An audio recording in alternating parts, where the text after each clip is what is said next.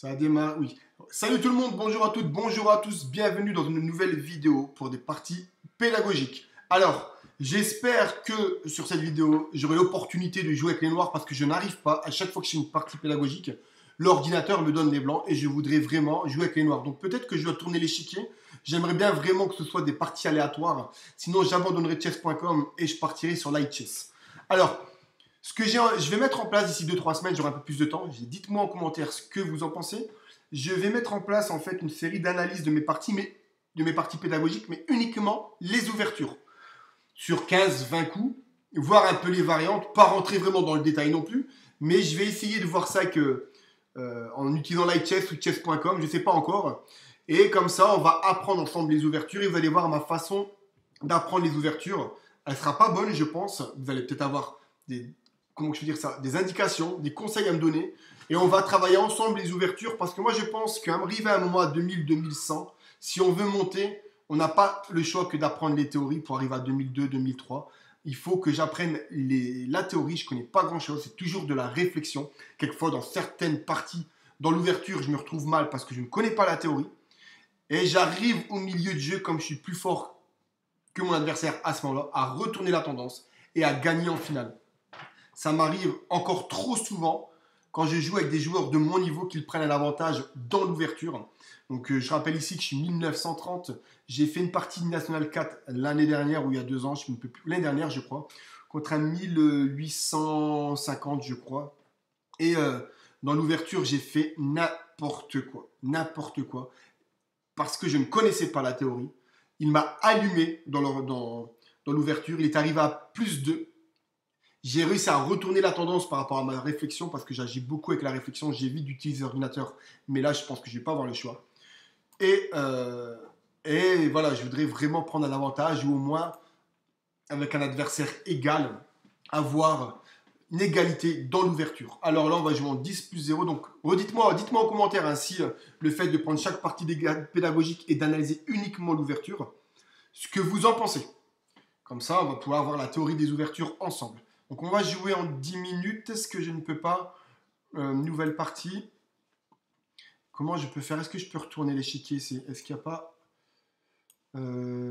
interface, réduire, paramètres? Je peux retourner l'échiquier éventuellement pour tenter d'avoir... J'aimerais bien pouvoir retourner l'échiquier, c'est pas ça? Non. Écoutez, je n'en sais strictement rien comment on fait. Je sais pas, j'espère vraiment que l'ordinateur va me donner les noirs, il me redonne les blancs, je sais pas. Il va falloir que je me renseigne correctement. Donc là, je vais jouer des 2, D4. On joue contre un hindou. D7, D5, cavalier F3, je joue ça régulièrement sur D7, D5. Fou F4, il n'a pas poussé le pion là, donc je profite pour sortir le fou ici, il se bloque ici. C'est une ouverture qui se joue, mais je ne la conseille pas en tant que débutant. Il va devoir ouvrir par B6, fou B7, C5 éventuellement. C'est pas toujours évident. Je vais jouer E3. Sur fou D6, vous savez très bien que je joue fou G3. Il prend, je prends. C'est pareil, ça. Si vous avez les noirs, je vous déconseille de faire ça. Vous ouvrez directement la colonne H sur votre petit roc. Et encore en plus, là, j'ai la possibilité de bouger madame, mon cavalier, de faire grand roc sans avoir affaibli le mien. Après, c'est vrai qu'il y a toujours des points de rupture avec ces 5 qui sont très rapides pour lui, avec une tour derrière pour venir embêter mon petit roc. Mais j'ai pas d'incrément, il ne faut pas que j'oublie.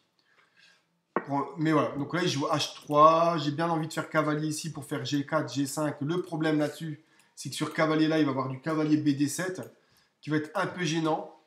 Est-ce que je joue cavalier BD2? Est-ce que je joue fou D3? Est-ce que je joue... J'ai envie de jouer cavalier BD2 suivi de cavalier là pour jouer ensuite cavalier là en cas de cavalier D7 et pouvoir faire G4, G5. Écoutez, on va jouer cavalier BD2, mais mon cavalier, est-ce qu'il est bien passé après C3, E4, éventuellement qu'il y a un autre plan? Ou C4, ça laisse plus de flexibilité en jouant cavalier BD2 pour une rupture ici. C'est clair que le cavalier pourrait être mieux placé ici après là. Donc il joue à 6. Est-ce que je laisse prendre une expansion? On va jouer à 4. Je ne vais pas jouer là. C'est malin. Parce qu'en jouant à 4, ça m'évite de faire le grand roc. Vous voyez. Là, on va jouer fou D3. Il m'empêche de faire ce plan-là. Il va peut-être faire du C5 et à ce moment-là, je ferai C3.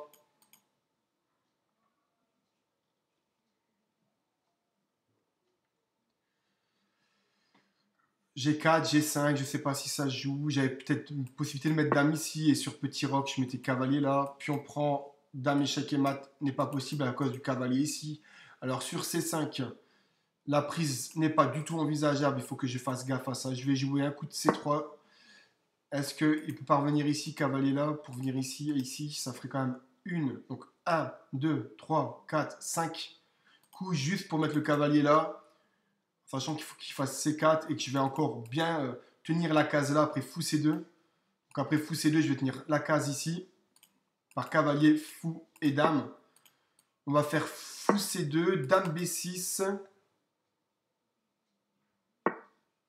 Donc là, il fait fou B6, il faut qu'il développe ici. Est-ce que j'attends qu'il fasse fou B7 avant de jouer E4?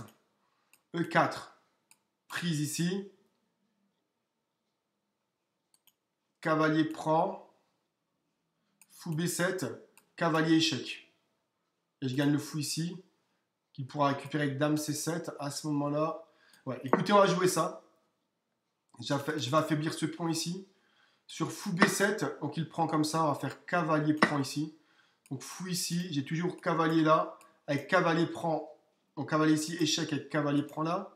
Oui, je peux même récupérer le pion là si j'estime que mon cavalier ne pourra pas sortir. Donc là, cavalier échec. Il fallait que je le joue de toute façon. Donc il va jouer roi là ou roi là, il n'y a pas le choix. Hein. Et sur cavalier, dame C7.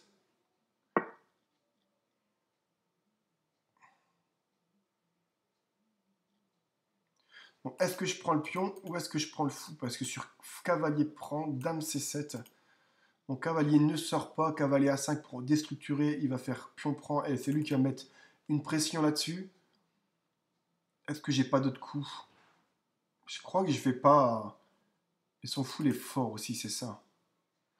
Donc sur prise ici, dame C7. Dame E2. Pour récupérer ici. B5. Et à ce moment-là, je ressors ici. Et donc il pourra jouer tour ici. C8 pour protéger. Et je vais prendre, je prends le pion. Il faudra qu'on regarde à l'analyse si la prise du fou était envisageable. Après dame C7, qu'est-ce que je pouvais faire pour sortir mon cavalier? Je ne vois pas. Donc je préfère gagner un pion et être sûr de le gagner. Ah mais il me l'aurait récupéré après fou dame ici. Il sort plus. Ah moi aussi hein, je préfère gagner un fou ma chérie. Mais... Et là on va revenir ici. Et ensuite là je vais envisager petit roc quand même. Mettre mon roi à l'abri. Donc j'ai gagné un bon pion ici. Est-ce que je prends du cavalier? Fou prend ici. Ah oui. Je peux prendre là. Dame prend. Tour prend. C'est pas grave si je prends ici. J'attaque son cavalier. Sur cavalier G5, il va menacer prise ici. Pion prend. Cavalier prend. J'ai joué du dame E2 en fait. Hein. Sur cavalier G5, je vais jouer dame E2.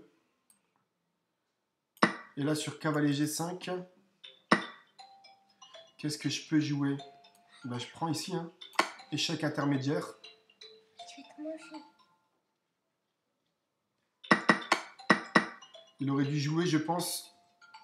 Après, tour prend ici. Il aurait dû d'abord jouer cavalier G5. Ça aurait été beaucoup plus fort. Et là, il s'est trompé. Pion prend ici. Donc là, j'ai une pièce d'avance. Même 3 et 6. J'ai une pièce d'avance. Donc B5. Ah, tu peux m'enlever mon téléphone là-bas, s'il te plaît. Fou là. Tour ici, pardon. Quelles sont ses menaces? Moi, je peux toujours jouer du tour ici aussi. Hein. Tour ici. Oui. Tour ici. S'il vient ici, qu'est-ce qu'il peut faire? Je vais tour là. Avec tour ici derrière, échec et mat. Non. Échec. J'ai tour H4. Merci.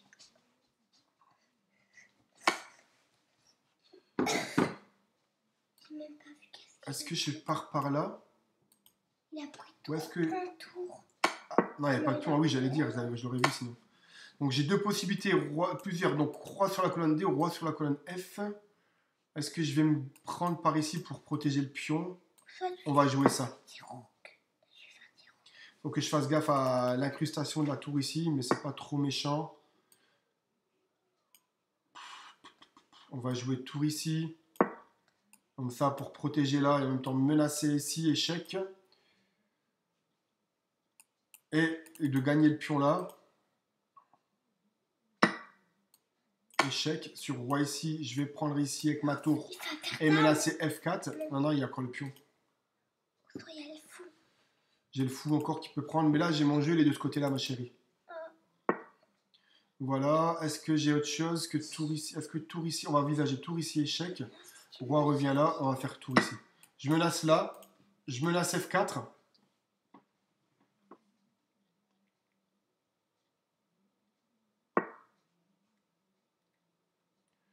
Attendez, il n'y a pas une histoire de maths là? F4 échec. Roi ici. Roi là, il y a tour ici, ça ne marche pas, il a abandonné. Donc voilà, bah écoutez, une belle partie rondement menée, il a fait pas mal d'erreurs, on va faire le bilan de la partie. Ah mince, je ne peux pas faire le bilan de la partie. Bon, il va peut-être falloir que je me mette en premium, je pense. Qu'est-ce qu'il a fait? Il a fait que, à partir de là, j'ai joué quoi après ça?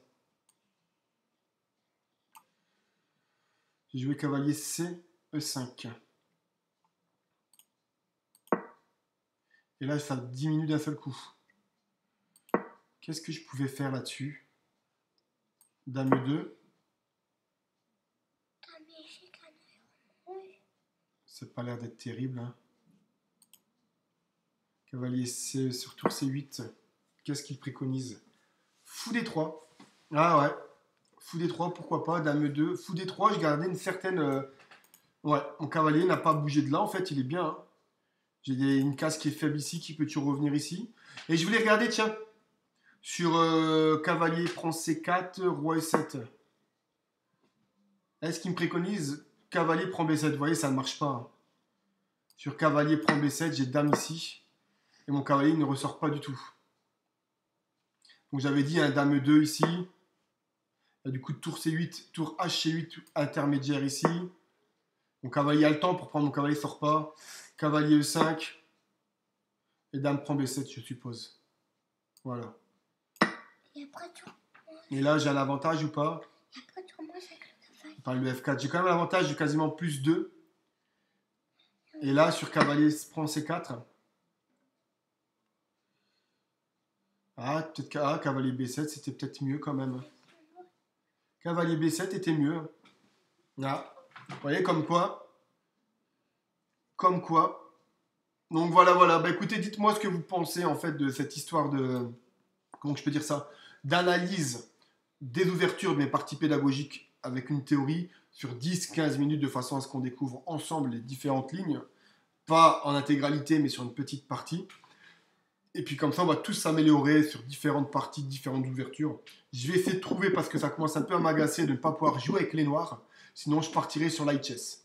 Bah écoutez, j'espère que ça vous a plu. N'hésitez pas à vous abonner. Je vous dis à bientôt. Ciao!